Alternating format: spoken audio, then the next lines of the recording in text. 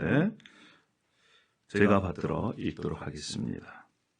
형제들아, 내가 우리 주 예수 그리스도의 이름으로 너희를 권하노니 모두가 같은 말을 하고 너희 가운데 분쟁이 없이 같은 마음과 같은 뜻으로 온전히 합하라. 내 형제들아, 글로의 집 편으로 너희에게 대한 말이 내게 들리니 곧 너희 가운데 분쟁이 있다는 것이라. 내가 이것을 말하가니와 너희가 각각 이르되 나는 바울에게, 나는 아볼로에게, 나는 게바에게, 나는 그리스도에게 속한 자라 한다는 것이니. 우리 18절로 가겠습니다.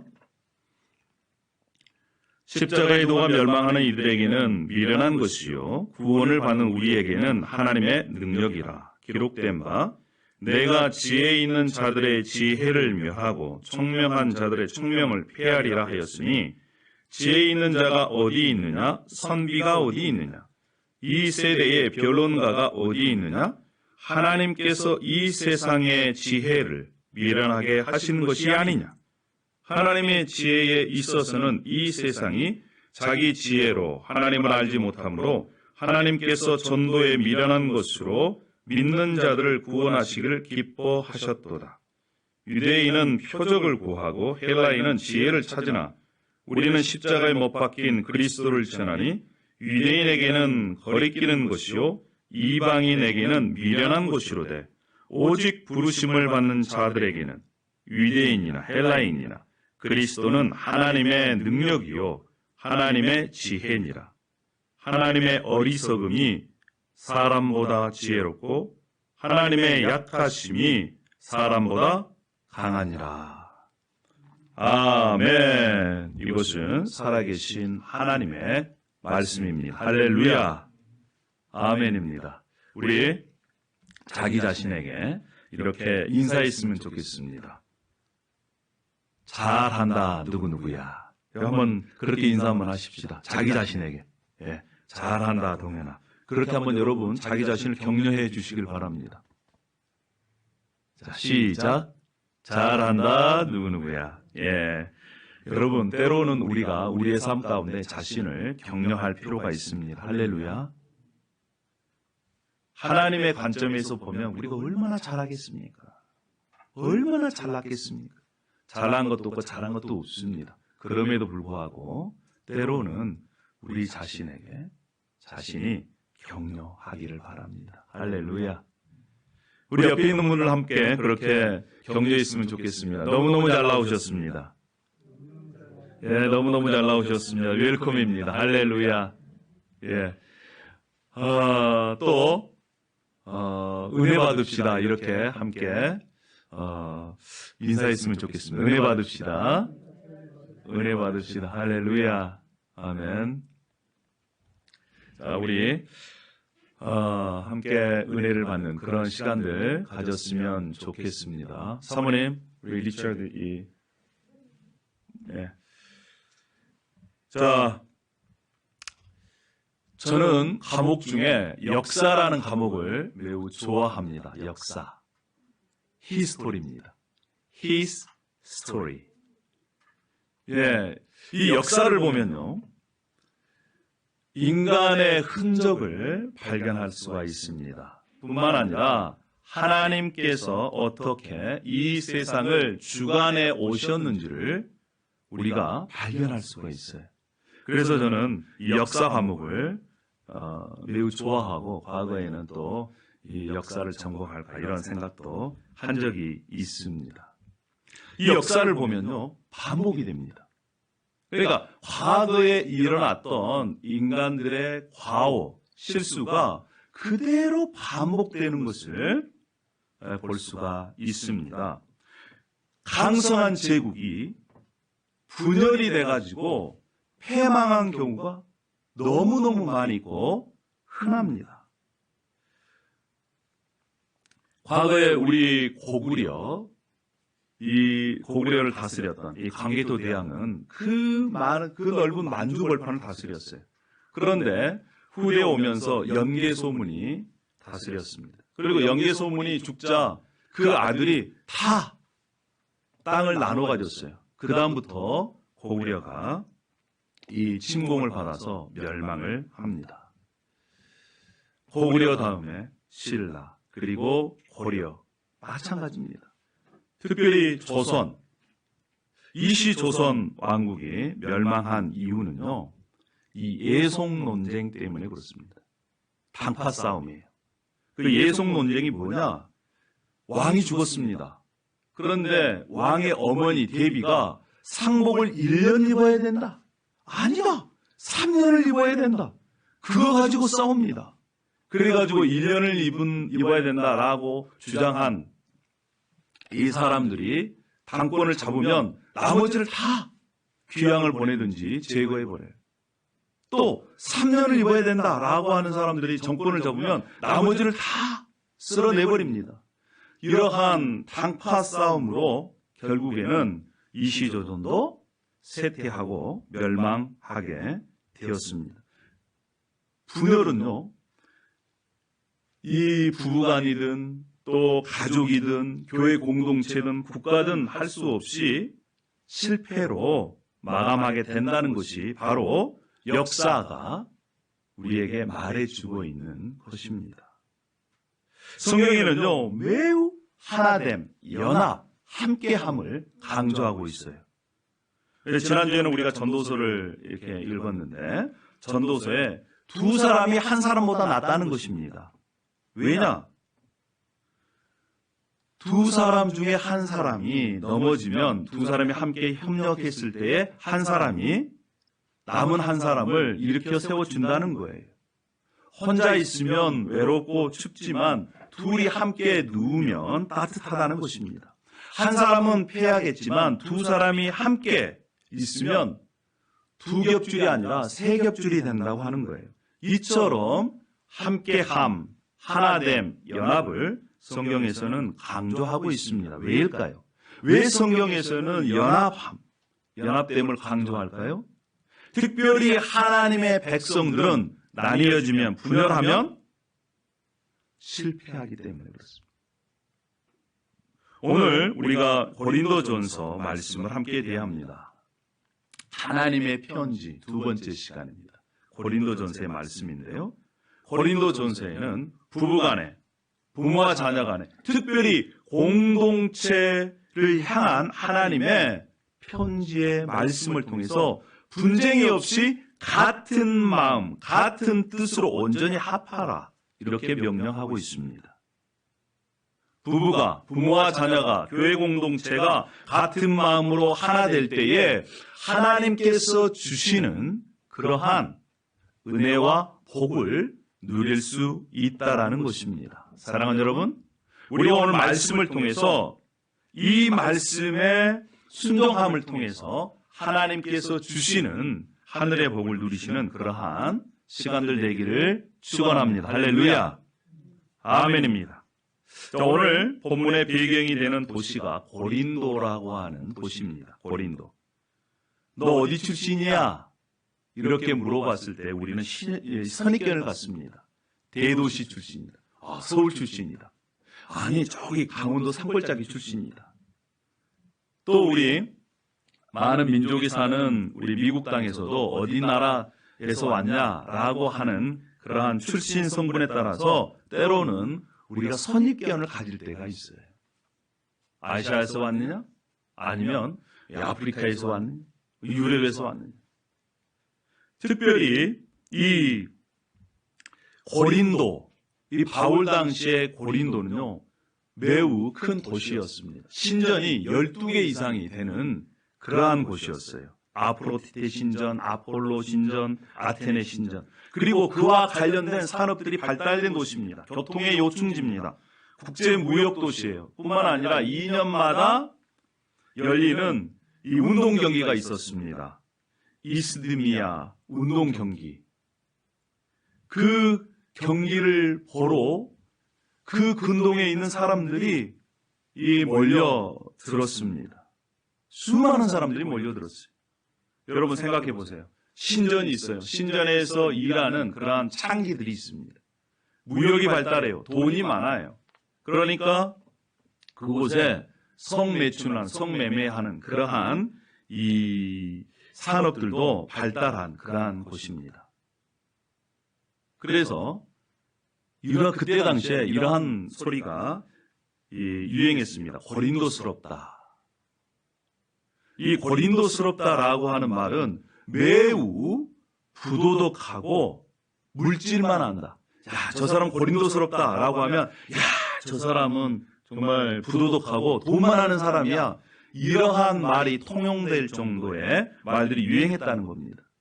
여러분, 그럼에도 불구하고 고린도 도시는요, 복음을 전파하는데 매우 중요한 도시였습니다. 사람들이 몰려듭니다.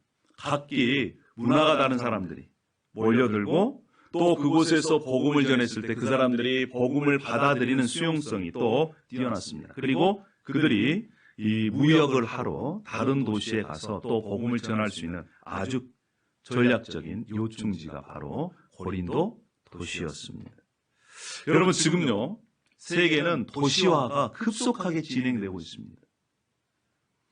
이 유엔에서 발표를 했는데 세계 도시화율, 그래서 세계 사람들이 도시에서 얼마만큼이나 사는가, 이러한 도시화율을 발표를 했는데 지금 54% 이상이 도시에 몰려서 살고 있습니다. 30년이 지나면요, 10사람 중에 7사람이 도시에 산다는 거예요. 시골을 찾아보기 어렵습니다. 요즘은 이 미국도 그렇고 한국도 그렇고 시골마다 다 인터넷 깔려 있고요, 전기 깔려 있고요, 다 이런 문명의 혜택을 받고 삽니다. 머지않아서 아마존 밀림까지도, 지금 아마존 밀림도 이 스마트폰을 사용하고 삽니다. 앞으로 이 사람들이 도시로 몰려오기 때문에 도시 선교가 지금보다 훨씬 더 중요하게 생각되고 있습니다. 우리 링컨도 지금 사람들이 많이 불어나고 있어요. 자, 이 바울이 2차 선교 여행을 했습니다. 북쪽에서 이렇게 남쪽으로 내려오는데 베레아, 데살로니가, 빌립보 이런 데 가서 복음을 전했는데요, 얼마나 큰 이런 고통을 당했습니다. 감옥에, 빌립보에서는 감옥에 들어가기도 했고, 또 다른 데서는 사람들이 죽이려고 이렇게 쫓아내기도 했습니다. 그리고 또 아덴이라고 하는, 이 아덴은 아테네입니다. 아테네 가서 복음을 전했는데 사람들이 복음을 받아들이지 않는 거예요. 성과가 없이 끝났습니다. 그리고 홀로 이제 고린도라는 곳에 도착을 했습니다. 이 고린도에 도착을 하고 나서 거기에서 아굴라하고 브리스길라라고 하는 두 젊은 부부를 만납니다. 그들이 직업이 뭐였냐면 천막을 만드는 그러한 이 사람이었어요. 낮에는 천막을 만들고 밤에는 회당이나 다른 사람을 만나서 복음을 전합니다. 사람들이 예수 그리스도의 복음을 듣고 나서 믿기 시작하는 거예요.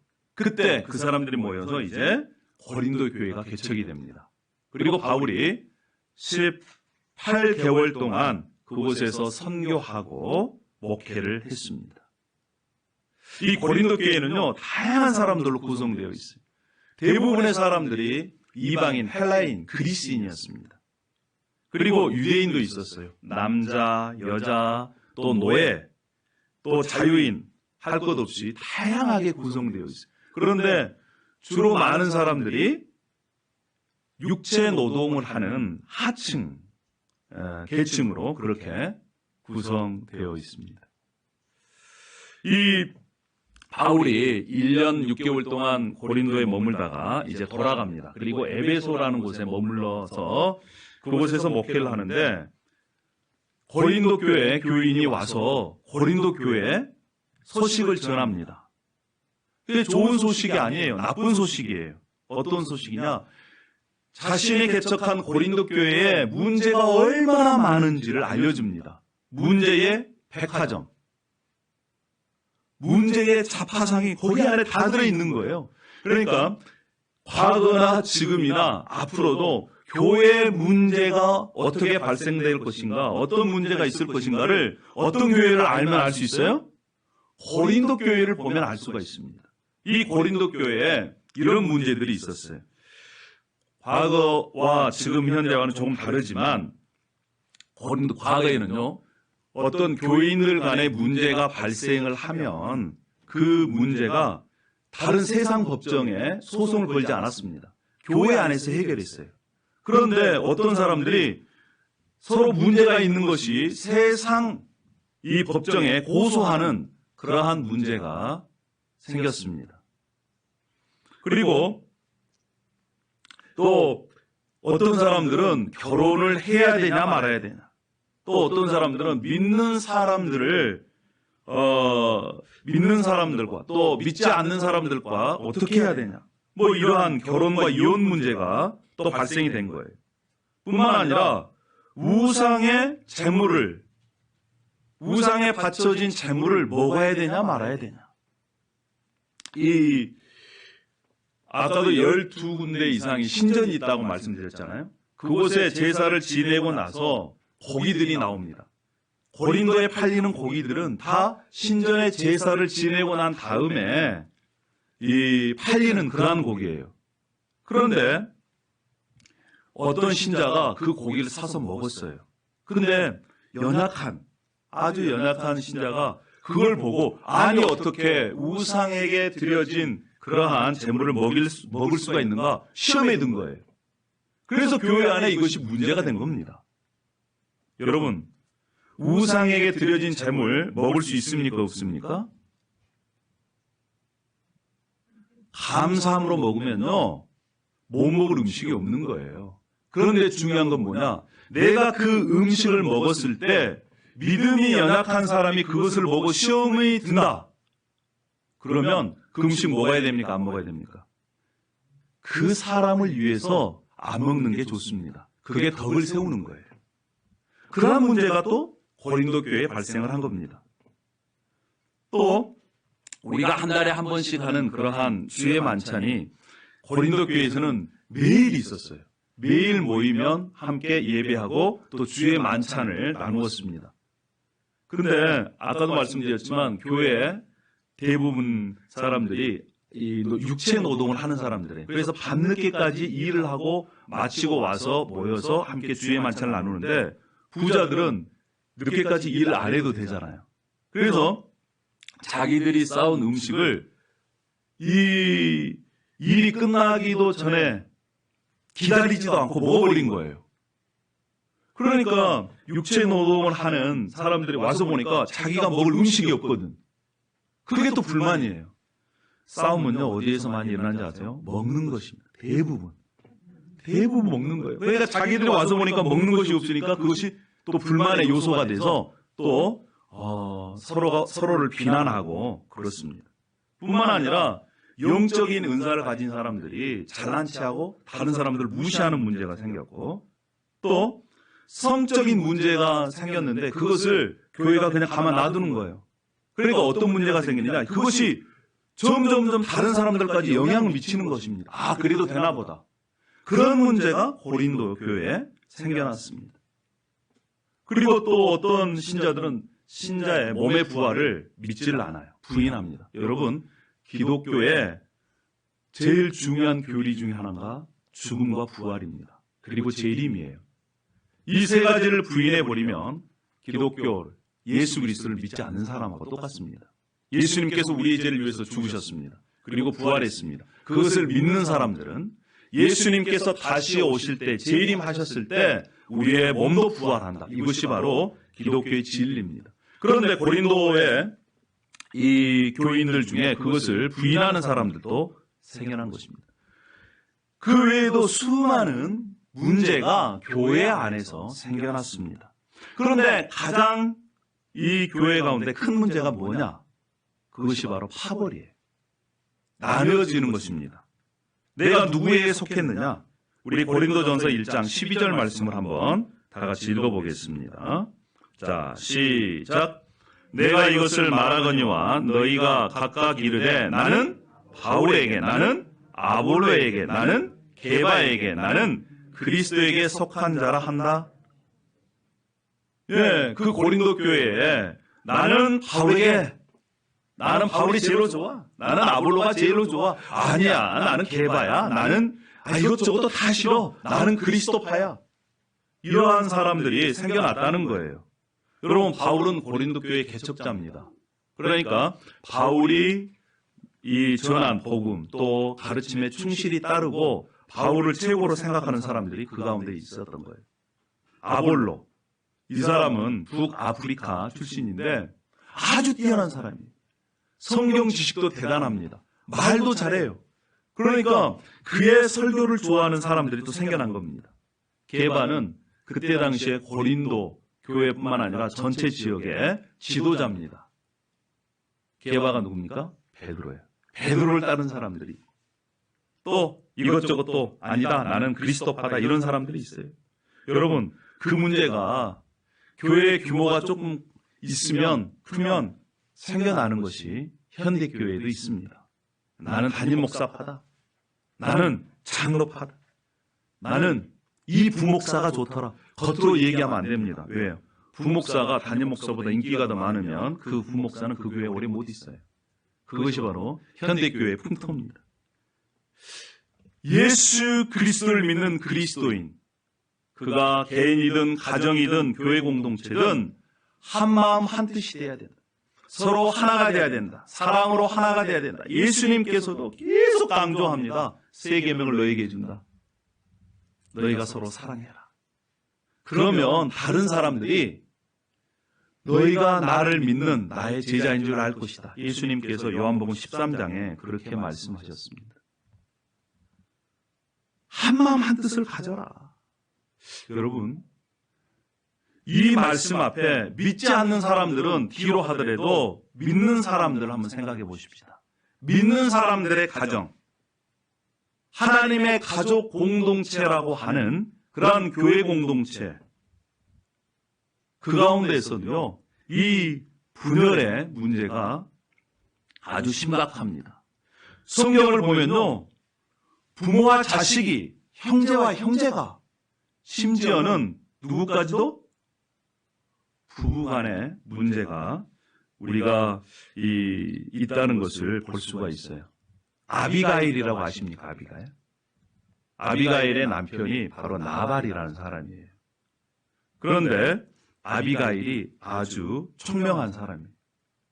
눈치를 보니까 나발이 아비가일의 청을, 나발이 다윗의 청을 거절하거든요. 나발이 죽습니다. 바로 마음을 바꿔가지고 다윗이 이리 올래? 그랬더니 이 고무신 거꾸로 신고 고무신 벗어던지고 바로 다윗에게 갑니다. 성경을 보면요, 부부관계 또 형제가 갈등이 얼마만큼이나 심각한지 몰라요. 또 시어머니와 며느리의 아름다운 이야기도 있습니다. 나오미와 룻, 너무나 아름답잖아요. 그런데 성경에는요, 이렇게 관계를 또 얘기합니다. 미가서 7장 6절에 이렇게 얘기를 합니다. 아들이 아버지를 멸시하며 딸이 어머니를 대적하며 며느리가 시어머니를 대적하리니 사람의 원수가 곧 자기의 집안 사람이리라. 사람의 원수가 누구라고요? 자기 집안 사람이라는 거예요. 이것이 예수님께서도 그 말씀, 미가서 말씀을 인용해서 말씀합니다. 왼수가 멀리 있는 것이 아니다. 아주 가까이 있다. 어디에 있다? 집안 사람에게. 자주 보는 사람들이 왼수가 된다는 거예요. 여러분, 왼수는요, 안 보면요, 잘 안 생깁니다. 그런데 자주 만나서 갈등하는 그러한 사람들 안에 마음의 갈등이 있고 또 불화가 있고 분열이 있는 것입니다. 제가 이 부부간에 문제가 아주 심각하게 생겨서 그것을 해결하는, 어떻게 해결할까, 다른 종교에 상담하는 그러한 프로그램을 본 적이 있습니다. 부부간에 너무 심각해요. 남편이 참다가 폭발해버린 것입니다. 그래서 이 여인이, 이 부인이 상담을 하는 것이에요. 그래서 상담을 해주는데 두 가지를 얘기하더라고요. 한 가지는 그냥 끝내라. 너가 그렇게 어려우면 끝내라. 또 한 가지는 네가 만약에 남편을 잡고 싶으면 너를 완전히 포기하고 그 남편에게 바싹 엎드려라, 빌어라. 여러분 말은 쉽죠. 두 가지 중에 한 가지. 그냥 끝내든지 아니면 바싹 엎드리든지. 우리가 우리를 잘 알잖아요. 쉽습니까? 어렵습니까? 이것이. 어려운 일이에요. 말은 쉽지만 그렇게 할 수가 없습니다. 왜요? 근본적인 문제가 해결되려면 마음이 바뀌어야 되는 거예요. 마음이 바뀌지 아니하면 우리가 가지고 있는 근본적인 문제를 해결할 수가 없는 것입니다. 근본적인 문제가 바뀌려면요, 우리의 마음부터 완전히 바뀌어져야 돼요. 그런데 다른 종교에서는 근본적으로 마음이 바뀔 수 있는 방법을 알려주지를 못합니다. 그냥 네가 참아라. 그냥 네가 포기해라. 그래, 네가 그냥 포용해라. 한 번은 되죠. 두 번은 되죠. 세 번은 안 돼요. 참다가 또 폭발하게 됩니다. 사랑하는 여러분, 우리의 마음의 근본을 바꿀 수 있는 비결이 바로 하나님의 말씀 안에 있습니다. 할렐루야! 모든 문제의 해결, 우리의 마음볼을 통째로 바꿀 수 있는 비결이 이 하나님의 말씀 안에 있다는 것입니다. 따라하겠습니다. 모든 문제의 해결은 십자가에 있다. 그렇습니다. 십자가는 인간 모든 문제의 해결의 키입니다. 그래서 십자가는 하나님의 능력이에요. 그래서 십자가는 하나님의 비밀입니다. 하나님의 지혜입니다. 예수 그리스도의 십자가는 역전의 드라마예요. 예수 그리스도의 십자가를 통과하는 사람은 저주에서 축복으로 역전됩니다. 할렐루야. 예수 그리스도의 십자가를 통과한 사람은 죽음에서 생명으로, 슬픔에서 기쁨으로 변화되는 능력이라는 것입니다. 사랑하는 여러분, 예수님께서 십자가에서 우리의 모든 죄를 뒤집어쓰고 저주를 받으신 것입니다. 십자가는요, 저주를 받음으로 저주를 풀어버린 거예요. 십자가에서 죽으심으로 죽음을 정복하고 새 생명을 주신 것입니다. 할렐루야. 그래서 고린도전서 1장 18절에는 십자가의 도가 멸망하는 자들에게 미련한 것이다. 구원을 받는 우리에게는 하나님의 능력이라고 말씀합니다. 여기에서 십자가의 도는 뭐냐? 십자가의 말씀이라는 거예요. 십자가의 말씀은 다른 세상 사람들이 생각할 때는 이해를 못해요.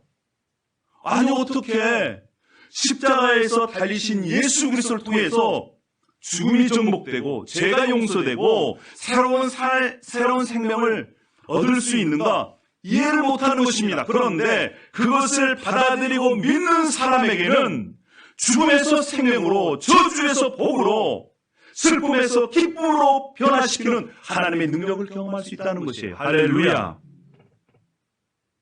십자가의 말씀은 능력입니다. 하나님의 말씀은 능력이에요. 하나님의 말씀이 들어가는 자에게는 살아납니다. 할렐루야. 그래서 우리가 식사 후에 밥을 먹고 하나님의 말씀을 받으려고 그렇게 하지 않습니까? 여러분, 하나님의 말씀은 살아있고 활력이 있어. 좌우의 날선 어떤 것보다도 이해리하여 우리의 심령과 골수 찔러 쪼개기까지 하며 우리의 마음과 생각을 판단하신다. 그렇습니다. 사랑하는 여러분, 하나님께서 예수 그리스도를 통해 주신 그리스도의 십자가, 그 십자가는 하나님의 지혜요. 죽음을 죽음으로 정복한 하나님의 능력인 줄 믿습니다. 할렐루야. 인간의 근본적인 문제 해결은 예수 그리스도의 십자가의 말씀. 그것이 무엇입니까? 다른 것이 아닙니다. 예수 그리스도의 십자가를 믿고 예수님과 함께 내가 죽어야 해결되는 것입니다. 내가 살아있으면 절대 문제가 해결이 안 돼요. 분열의 문제가 해결이 안 됩니다. 그래서 해결 방법이 뭐냐? 첫 번째 따라하겠습니다. 나는 십자가만 바라보겠다. 나는 십자가만 바라보겠다. 이렇게 결단함으로 문제 해결이 시작되는 거예요. 어떤 문제가 발생합니다. 개인의 문제, 부부간의 문제, 부모와 자녀 간의 문제, 교회 공동체의 문제, 이런 문제가 생겨요. 그러면 다른 거 생각하지 마세요. 먼저 예수 그리스도의 십자가를 생각하겠다. 예수 그리스도의 십자가만을 바라보겠다. 먼저 이러한 결단을 하십시오. 그러면 우리의 마음이 정리가 되기 시작합니다. 예수 그리스도의 십자가를 바라볼 때 내가 예수 그리스도와 함께 죽었습니다. 이러한 고백이 나오는 겁니다.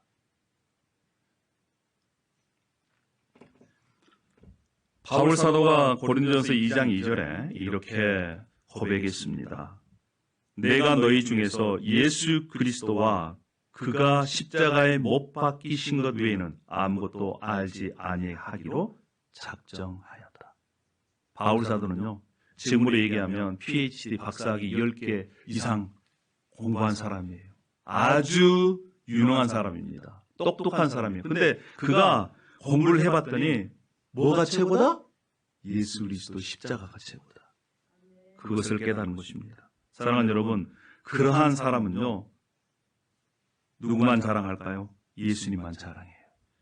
고린도전서 오늘 우리가 함께 나누고 있는 고린도전서 1장 31절에 이렇게 말씀합니다. 기록된 바 자랑하는 자는 주 안에서 자랑하라 함과 같게 하려 함이라. 이 번역은요, 이러한 번역이에요. 자랑하는 자는 주님만을 자랑하라. 예수 그리스도의 십자가를 바라보면요, 예수 그리스도 그분만을 자랑할 수밖에 없어요. 여러분, 왜 주장할까요? 자기가 잘났다고 주장하는 것입니다. 내가 옳다고 주장하는 거예요. 아닙니다. 예수 그리스도의 십자가, 그 십자가 안에서 자신이 죽으면 예수님만 드러나게 되어 있습니다. 사랑하는 여러분, 우리가 예수 그리스도만을 바라보기를 결단하는 저와 여러분이 되기를 소망합니다. 할렐루야. 문제가 생겼다 그러면 뭐부터 바라봐요? 남편 보면 안 돼요. 큰일 납니다. 자녀 보면 안 돼요. 큰일 나요. 다른 사람들을 보면 안 됩니다. 다른 사람들을 보면 한 손가락은 다른 사람을 가리키지만 나머지 네 손가락은 누굴 가리켜요? 자신을 가리키는 것입니다. 예수 그리스도 십자가를 먼저 생각할 수 있는 그러한 지혜가 저와 여러분에게 있기를 소망합니다. 할렐루야. 자, 두 번째는요, 따라하겠습니다. 하나님의 지혜인 예수 그리스도를 알기를 힘쓰자. 예, 예수 그리스도를 알아가기를 힘써야 됩니다. 바울 사도의 고백처럼 십자가 외에, 예수 그리스도와 그의 십자가 외에는 내가 다른 것을 알지 않기를 작정한다. 여러분, 세상에 우리가 알아야 되고 알고 싶은 것들이 얼마나 많이 있습니까? 그런데 인간의 지혜는 한계가 있는 거예요. 내 얄팍한 머리를 굴려가지고 내가 잘 살고 싶고 풍요롭게 살고 싶지만 하나님의 지혜는 따라갈 수가 없는 것입니다. 여러분, 하나님의 지혜 누굽니까? 예수 그리스도. 그 예수 그리스도를 알아가기를 여러분 힘쓰고 계십니까? 여러분, 지혜 없다, 나는 참 지혜가 없다, 이렇게 생각하지만 마시고 하나님의 지혜인 예수 그리스도를 알아가기를 힘쓰는 저와 여러분이 되기를 축원합니다. 할렐루야. 그래서 우리가 날마다 말씀을 읽는 거잖아요. 그래서 우리가 그 말씀이 무슨 의미가 있고 무슨 뜻이 있는지, 그 말씀 안에 담겨진 하나님의 지혜인 예수 그리스도를 더 알아가기를 힘써야 하는 것입니다. 할렐루야. 그런데 누가 할 수 있을까요? 누가 할 수 있습니까? 성경에는 고린도전서 1장 24절에 키가 있습니다. 고린도전서 1장 24절을 우리 함께 읽어보십시다. 자, 시작. 오직 부르심을 받는 자들에게는 유대인이나 헬라인이나 그리스도는 하나님의 능력이요 하나님의 지혜니. 할렐루야. 이 말이 무슨 말씀입니다? 여러분, 예수 그리스도의 십자가로 인해서 여러분 죄인은 죽고 새로운 생명으로 나는 태어났다, 이것을 믿고 받아들이셨습니까? 예수 그리스도가 나의 유일한 구원자고 주인으로 믿고 받아들이는 사람들은 하나님이 불러주신 사람이라는 거예요. 하나님이 선택하시고 불러주신 그 사람만이 예수 그리스도가 구주인지를 믿는다는 것입니다. 할렐루야. 여러분들이 예수 그리스도가 나의 유일한 구원자시고 주인이심을 믿으십니까? 그러면 여러분은 선택을 받았고 하나님의 부르심을 받은 자들입니다. 그런 자들은 예수 그리스도만이 하나님의 능력이요 하나님의 지혜라는 것입니다.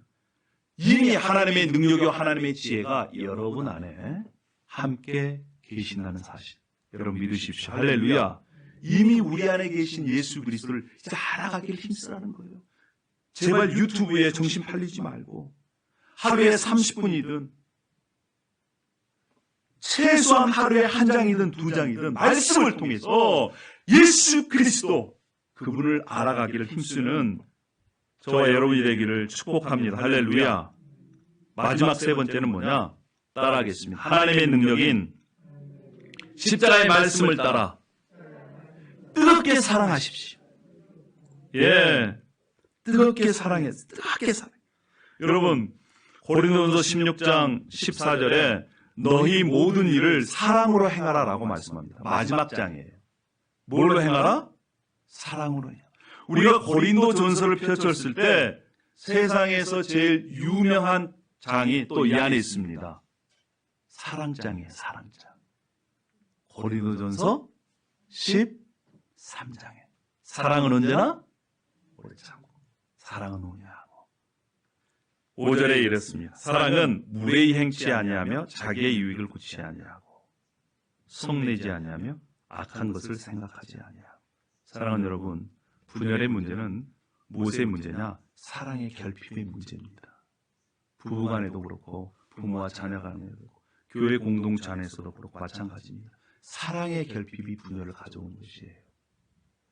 우리 삼위일체 하나님은 사랑으로 하나 된 사랑의 공동체입니다.